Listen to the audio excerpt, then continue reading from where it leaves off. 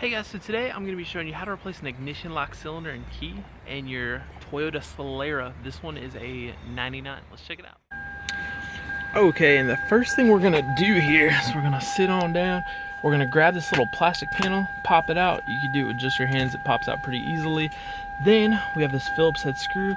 We're going to take that out and then just slide this guy down like so. And then we're going to turn our key to the accessory position. Now here is the tricky part. On your old one, the accessory position, you might not be able to turn your key to there because your lock cylinder is messed up.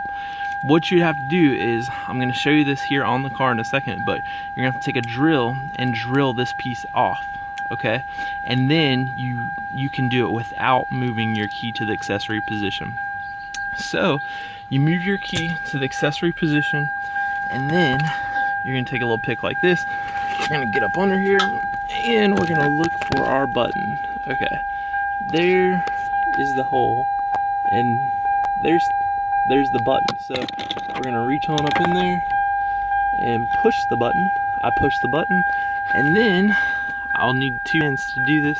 Maybe I can pry it out a little bit and pull it out. So that's it.